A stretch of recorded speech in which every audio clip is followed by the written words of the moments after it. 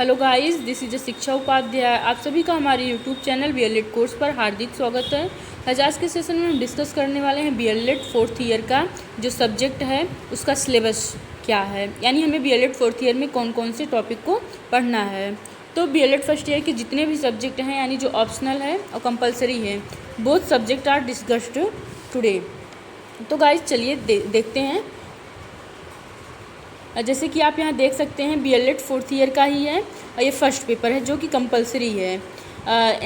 Issues and challenges of elementary education, यानी कि मुद्दे और चुनौतियाँ प्रारंभिक शिक्षा के। तो इसके अंदर आपका 4 यूनिट आता है, एक यूनिट ए। करंट टॉपिक जैसे हम लोग करते हैं वैसे ही आज कर लेते हैं। इसके बाद मैं आप लोगों को एक वीडियो प्रोवाइड करवाऊंगी। अभी तो आज मैं इसी एक वीडियो में पूरा जितना भी सिलेबस है आपका फोर्थ ईयर का सब डिस्कस करूंगी, लेकिन इसके बाद मैं एक वीडियो करके आप लोगों को एकदम क्लियरली हिंदी और इंग्लिश दोनों, मतलब बाइलिंगुअल में, यानी बाइलिंगुअल लैंग्वेज में आप लोगों के साथ हम डिस्कस करेंगे। लेकिन आज हम ऐसे ही देखते हैं क्या क्या है। तो पहले ही यूनिट में है development of elementary education after independence. जल्दी देख लेते हैं क्योंकि टाइम बहुत कम है और उसी में करना है सब कुछ। तो सेकेंड में है relevance of educational thought of Mahatma Gandhi to elementary education. फिर उसके बाद थर्ड है influence of home school community on child development. फिर उसके बाद 4 है इसमें 4 पॉइंट रोल ऑफ सर्व शिक्षा अभियान यानी SSA in the development of elementary education in India. फिर सेकेंड यूनिट पर आ जाते हैं। इसमें है constitutional provision for education related to elementary education as referred to in NPE यानी कि न्यू एजुकेशन पॉलिसी 1986, POA यानी plan of actions 1992, new education policy 2000, यहाँ 20 होना चाहिए वैसे। और फिर उसके बाद है NCF नेशनल करिकुलम फ्रेमवर्क यानी 2005 वाला, RTE right to education act 2009 का। फिर उसके बाद थर्ड यूनिट पर आ जाते हैं। थर्ड यूनिट में है पहला economic issues, poverty and inequality, employment, private public sector, rural urban. फिर उसके बाद है political issues, features, organisation, democratic system at central, state and local system organisation government. फिर उसके बाद है socio cultural issue, gender related issues, family and child rearing in India. फिर उसके बाद है educational issues, impact of ICT on children, medium of instruction, literacy issues, understanding childhood in India, poor women education. फिर guys उसके बाद next हम last unit पर इसके चलते हैं। Unit 4 challenges of elementary education in terms of access, equity, quality and governance. फिर उसके बाद है wastage and stagnation, enrichment of curricula and improvement of quality, teacher student learning outcome, learning skills of children, parental involvement and parental education accommodation.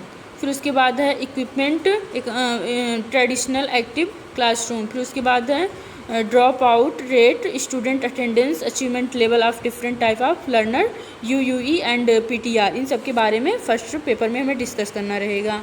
फिर उसके बाद next question, sorry guys, next subject है, उसका नाम है, यहाँ सब्जेक्ट का mention नहीं किया गया है लेकिन हम आप लोगों को बता दे रहे हैं।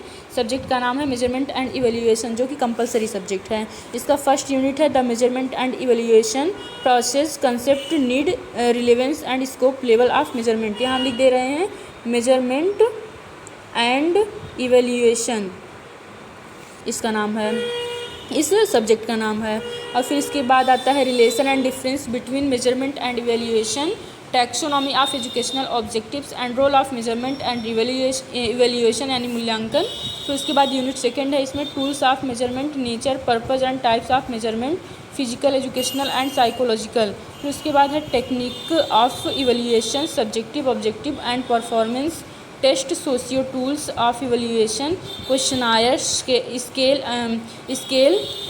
और फिर उसके बाद है schedule and inventories, schedules and inventories. फिर उसके बाद थर्ड यूनिट है basic characteristics of a good measuring instrument, objectivity, usability, validity, reliability, norms, steps of tool construction, item analysis process, फिर है intelligence, personality and creativity, basic concept and its measurement, study at least one tool of each.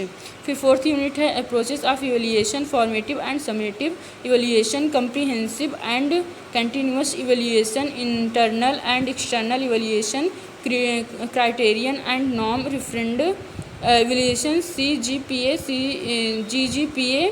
फिर उसके बाद examination system in India at elementary level. ये आपका second paper था। फिर अब आपका आ गया जो ऑप्शनल सब्जेक्ट आपको चयन करना है, दो तो कंपलसरी है, फिर उसके बाद ऑप्शनल है। तो इसमें हम आपको ऐसे बता दे रहे हैं, आप यहाँ देख सकते हैं।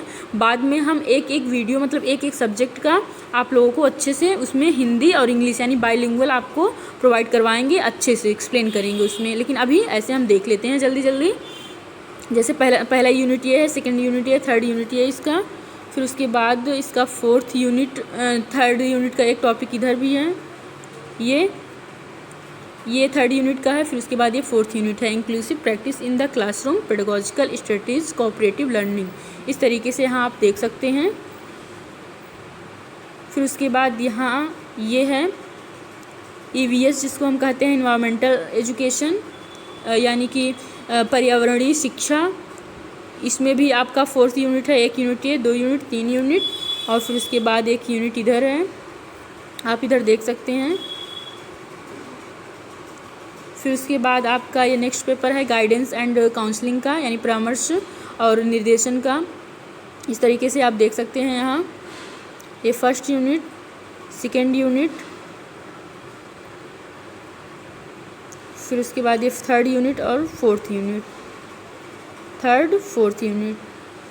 फिर उसके बाद ये है values and peace education, first unit ये है, सेकेंड यूनिट ये, थर्ड यूनिट, फोर्थ यूनिट, और फोर्थ यूनिट में ये और है, यहाँ आप देख सकते हैं। फिर गाइस इसके बाद है योगा एजुकेशन फॉर वेलबीइंग, इसका फर्स्ट यूनिट ये है, सेकेंड यूनिट ये है, थर्ड यूनिट ये है, और फिर उसके बाद इसका जो थर्ड यूनिट है, इस तरीके से यहाँ देख सकते हैं आप, ये है, फोर्थ यूनिट ये है, इसमें ये सब पूरा है। फिर उसके बाद बस ये आपका इतना ही है आपका BLED फोर्थ ईयर का। तो आपको सब्जेक्ट क्लियर हो गया होगा। हम बाद में आपको एक एक करके एक एक सब्जेक्ट का अच्छे से क्लियरली वीडियो प्रोवाइड करवाएंगे। तो गाइस आज के लिए इतना ही, मिलते हैं नेक्स्ट वीडियो के साथ। Thank you, thanks for watching.